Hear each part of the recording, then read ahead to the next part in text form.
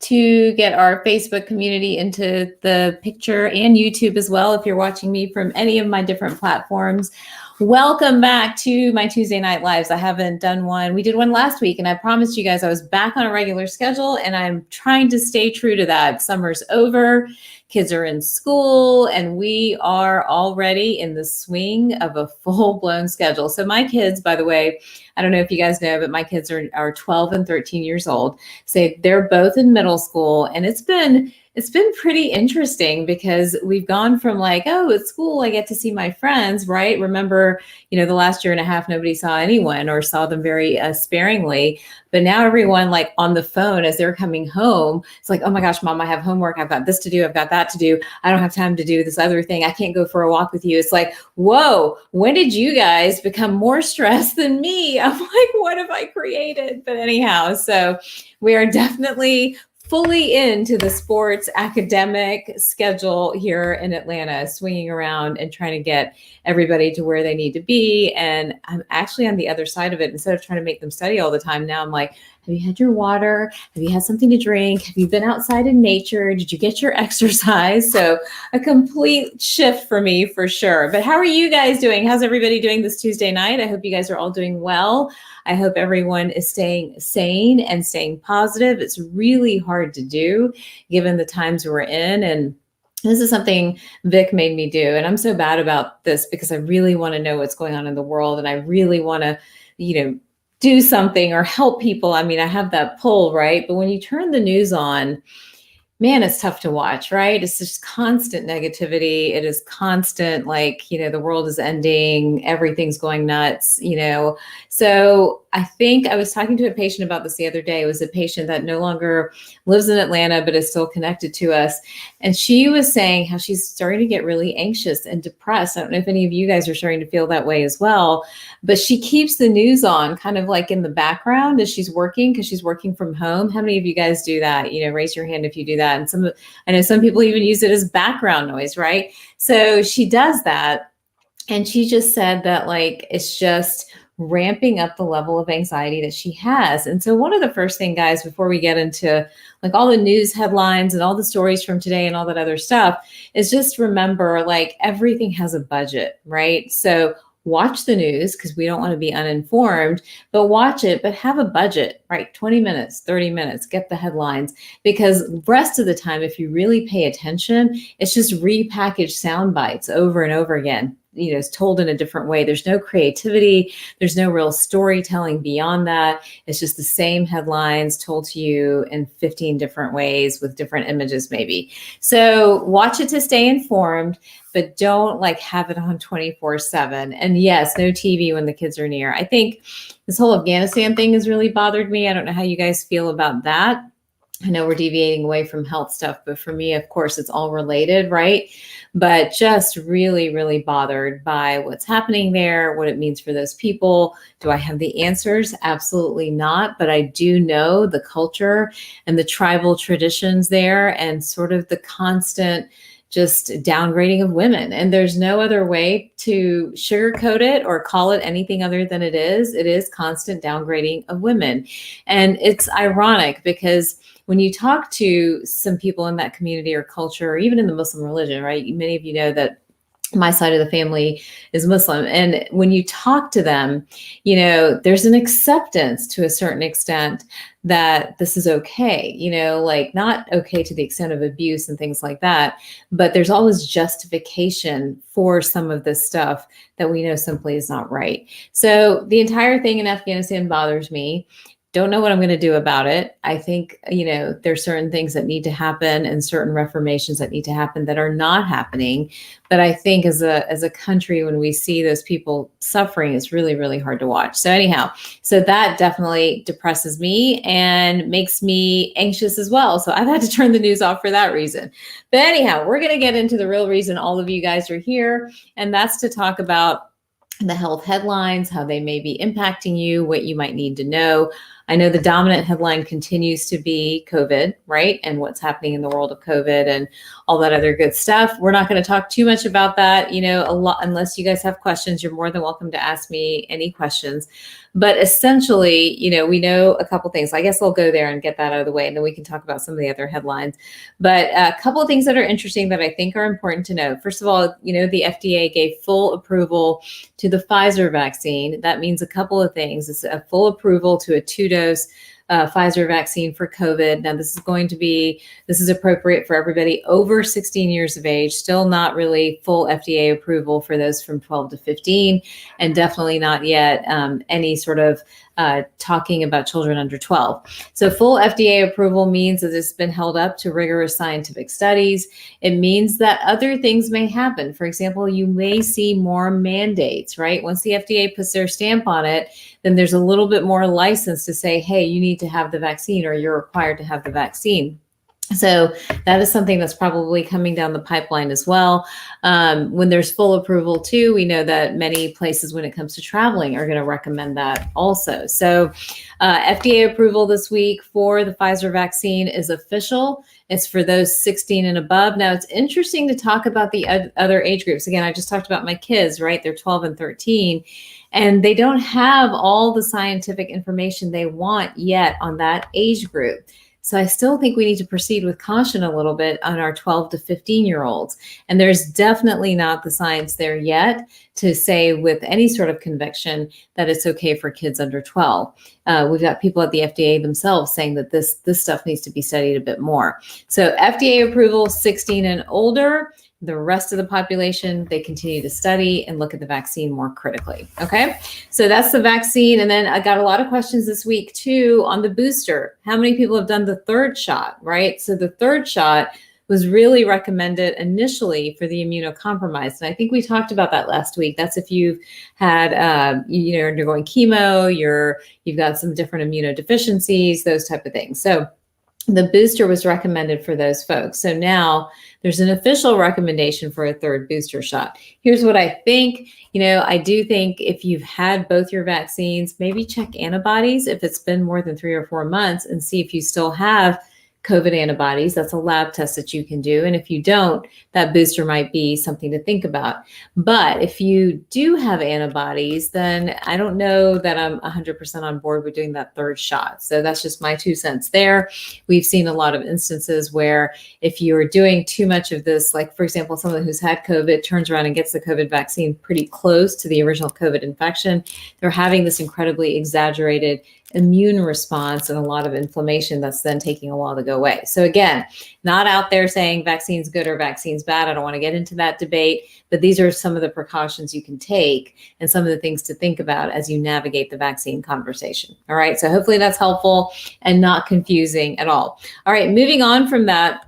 One other thing I think that's interesting to note, there are asymptomatic carriers of COVID, right? In the vaccinated and definitely in the unvaccinated as well. There's a study out recently that's showing that those asymptomatic carriers do transmit infection, vaccinated or unvaccinated. However, the symptoms are milder. So I thought that was kind of good news, right? There's been all this fear, like I might be a carrier. How do I know if I'm a carrier? You might be a carrier. You might give it to me. Well, when many of you are asymptomatic and you're passing it, then usually, not always, but usually the symptoms are milder than some of those severe cases of COVID that you've seen sort of being talked about in the news. So something there as well. Again, the ultimate sort of foolproof way to prevent the spread is masking, honestly. Beyond vaccination is really wearing that mask, because the mask is how we spread it. I mean, the nose and the mouth, right, are how we spread it person to person. So many people are anti-mask, but if you're going to go into a big gathering and you don't know kind of what you're getting yourself into there until we pass through this Delta variant spike, I think masking is really important for public gatherings. I know we all hate it. We hate it for our children, but I think it's just something we can do to kind of keep each other safe and respect each other. So anyhow, so that's another little piece of COVID news there. Okay, moving on from COVID, we're going to talk about something different. We're going to talk about stress. How many of you feel stressed? Maybe wave your hand to me, or, send me a heart or something like that and let me know. But here's a fun fact. Apparently in a recent study, this was a study done out of the University of Houston. Oh, look at all these waves coming up. Oh no. Well, this is what they found in the study too. I was hoping I wouldn't see quite that many hands come up, but in the study, they also found that 1 out of 3 adults worldwide, not just America, folks, but 1 out of 3 adults worldwide say they are stressed. And there are so many stories, right, that I could tell you guys about stress, and I don't want to beat it to death. But I will tell you that a lot of what I see in practice clinically is rooted in stress, right? So chronic stress, silent stress, very, sort of indigenous stress that's kind of there, latent under the surface, and it's just kind of there. And then it crescendos and it crescendos and it crescendos until the body just can't do it anymore, the body and the brain, right? I have experienced this personally. I might know a little thing or two about this, but as recently as Monday, and I've got to tell you this story. So I do these crazy things, right? I sign up for too much, total boss lady overcommitter, type A personality. You guys probably already figured all that out. But on my patient care days, I run a pretty tight patient care schedule. And I do that for a couple of different reasons. First of all, my books are usually pretty full and people have to wait, and I feel bad that they have to wait to get in to see me. And so I'm like, well, let me see if I can get more people in on any given day. Well, what that does is it puts me under like this time pressure, right? Like, okay, I got to get in, I got to do this, I got to do that, blah, blah, blah, blah. And as the day progresses, so I start that day around 7 or 7:30 and as in the morning. And then as that day progresses and I'm running at that pace, this really intense pace. And remember, I'm doing integrative medicine. So there's a lot involved in any particular patient. It's not just like, here, take this, we're done. Your 10 minutes are up. It's a lot. We're having conversations. We're having conversations about your life. We're trying to manage everything from diet, lifestyle, supplements, hormones, medications, all of this stuff. We're trying to put it all together. So it takes time and energy. But here's what I notice. By the time I get to maybe 11 or 12 o'clock, I'm starting to get mentally fatigued because I'm going at this pace. By the time I get to 2 o'clock, I want to just eat everything in sight. So I'm grabbing stuff, right? I'm like, oh, I'm just going to have one of this or one of that. And I feel, I feel hungry. I feel like I need to eat something. And so, this is how it's been for years, and this is the pace I've been running at for a really long time.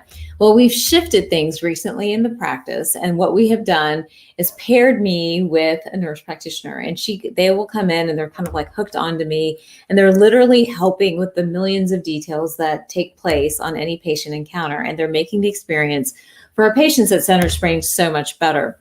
But here's what it did for me. It brought that time pressure down consistently because I know everybody is being attended to. And it took that feeling away of like, oh my gosh, I gotta go. Like, I can't talk to anyone. I can't do this. It took it completely away. Guess what happened on Monday when I had that person attached to my hip? I wasn't hungry. I didn't want to pick. I didn't want to grab just that one chocolate or a cup of tea again or some more caffeine or whatever else. It didn't happen, guys. It's because I wasn't stressed. And that is why whenever I go on vacation, any single time, I promise you, I lose weight. Who loses weight on vacation? Me, because my stress level plummets and I'm able to sleep and I'm not worried usually about too many different things or thinking or processing, and my body can just let go. So the power of stress is palpable in our lives, but drives our behavior.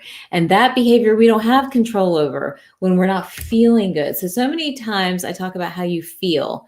And when you don't treat yourself and put yourself first and everything else becomes more important, then that stress is going to climb and that intellectual ability to control goes away. And so many of my patients know what to do. They know what the right thing is to do. They know, they've read everything, they've researched, they've Googled, right? They've done all that stuff. But how they feel is not something that they're in touch with, or how maybe they've built their lives or built their schedule or built their community. They're just not in touch with that. And that in turn takes away the ability to make the decisions that work for them. I felt it just as recently as Monday. So I know that this is real. So that's why I thought this next study was so interesting, because this is coming out of the University of Houston, and they have come up with a smartwatch to reduce your stress. So how does this work? Basically, it's reading different signals in the brain, reading different cues, and then sort of sending a signal when they measure a certain response, saying, oh my gosh, you're stressed, calm down. So I thought that was pretty cool because so many of us don't realize it, right? We're just kind of powering through the day. We're trying to get through the day. We don't realize what's going on. But to get like a little like message, oh my gosh, calm down, you're starting to get stressed out again, that might be a good time out to step out, to go get a glass of water, to go do something else, go be in nature. And that in turn, would help us to regulate that stress response rather than having these aha moments, randomly on any given time. So I thought that was kind of fun. Would you guys wear this? Would you wear a smartwatch to look at your, I know I would wear a smartwatch to reduce stress for sure, because I think it would help me check myself because I'm not very good at checking myself, to be 100% honest. All right, I've got a lot of people saying hi to me. Let's see. Travis is saying hi. Hello, Travis. How are you? Hope you're doing well. Glucose monitor. Yes, the glucose monitor is a great way to track too, because you can see where your blood sugars are going up and down and how that's impacting your cortisol for sure. So yes, glucose monitors are another way to do this. Let's see. Trying to get control over your life. You can control, but I would say it's hard to control when you are not in a good emotional place. And stress is a part of that emotional response for sure. So just thinking about that. All right. So if you guys have questions, feel free. We have about 10 more minutes before I jump back off. I have a couple more things I do want to share with you. So here's another fun one to get us away from the pandemic and all that other good stuff. So plastic surgery. Let's talk about plastic surgery. Who's had plastic surgery? Maybe wave to me or let me know if you've had plastic surgery. I'm so curious what your experience has been. So here is something super interesting. And I relate to the story in different ways. I have not had plastic surgery, by the way, but this is interesting. First of all, everybody is on Zoom, social media, TikTok, Facebook, yours truly, right? On everything. Here's what we're doing because of all the Zoom booming. We are over analyzing our faces, right? We're fixating on different pieces of our faces that we may or may not like, and even our bodies too at the same time. And what's happening is there's a spike in the number of cases or number of people wanting plastic surgery. All of this due to the pandemic, right? Because we're fixating on it. I'm on Zoom a lot. I'm doing all this stuff a lot. I know I'm just as guilty as everybody else. So the study out of St. Edward's University is talking about the fact that plastic surgery is going up because of all of this. But they point out something really important.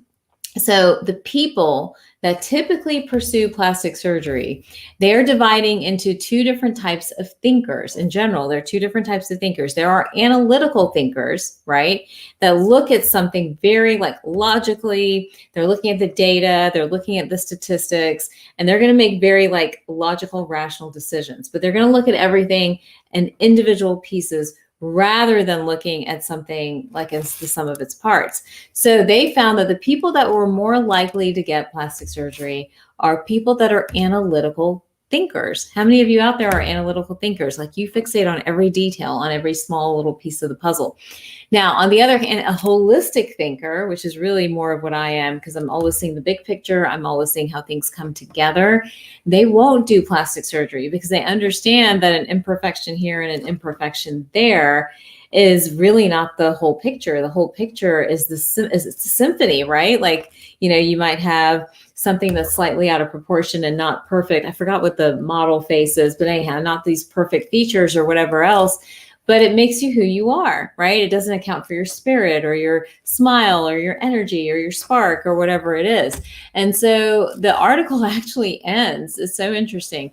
It ends with saying that if you're a plastic surgeon and you want to promote plastic surgery, well, then you need to approach your advertising with a more analytical approach. Like, hey, do you want a smaller nose? Is your nose too big? Is this happening? Or do you want bigger eyebrows? Like you really approach it in this super, super analytical way. On the other hand, if you're a holistic thinker like me, right, my brand, me, all that other stuff, on the other hand, then you may want to take a step back and think about whether the details or the tiny imperfections even matter, right? So so many of you are complimenting me. I appreciate it, guys. I promise I wasn't fishing for compliments, but I'm not going to lie that sometimes staring at yourself all the time when you're on camera can be a little bit unnerving. And and does make you think like, oh, should I do something? What should I do next? So anyhow, but thank you for all the sweet comments. I really appreciate it.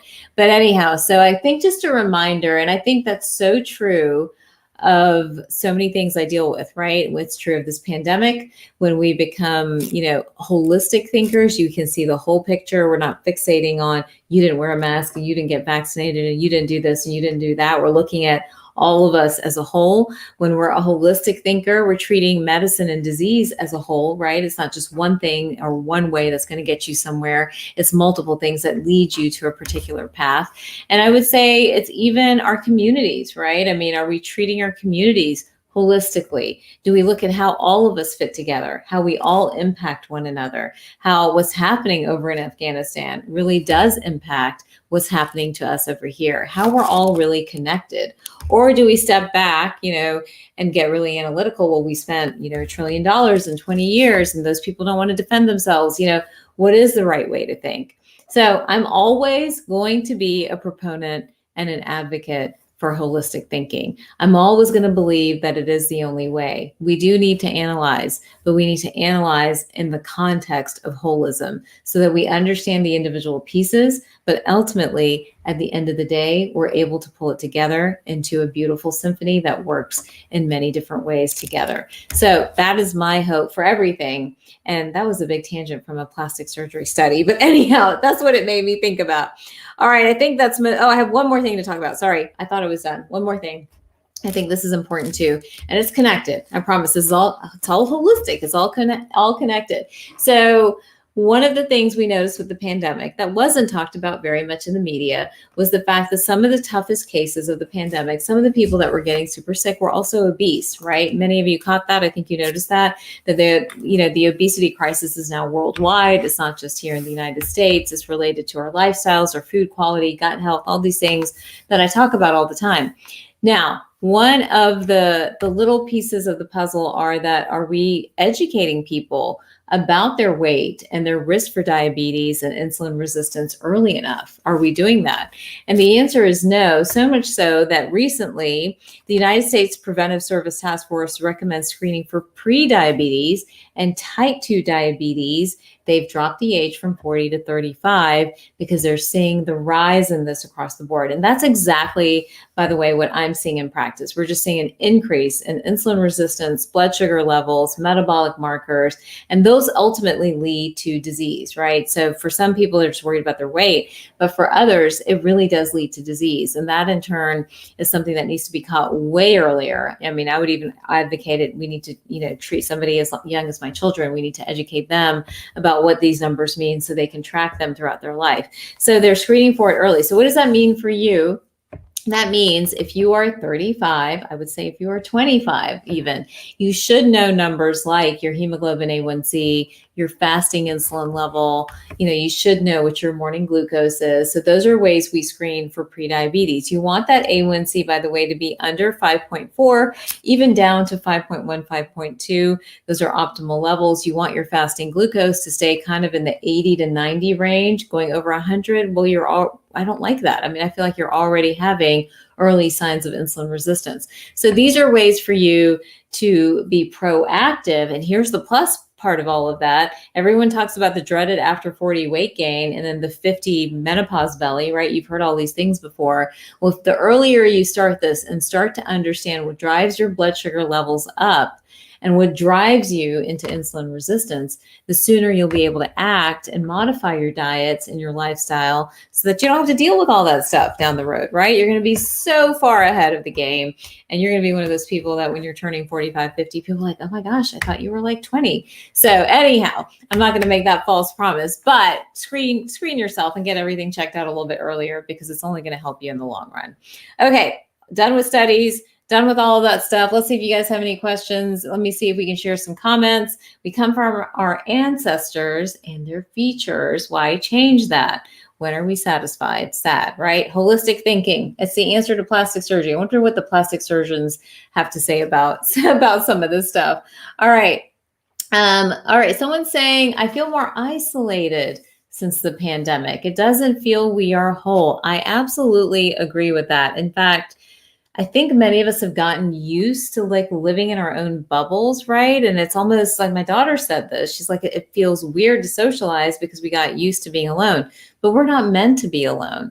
So I do feel like, what part of the healing from this pandemic, which is really where we need to shift focus to, hopefully, after we can get through the buzz of the Delta variant is on healing our communities, right? And bringing people together and, bringing schools together, bringing families together. I got a text from a friend the other day who I haven't seen in forever. And she lives on the other side of the coast. She lives over there in Oregon. And she was like, I'm in town.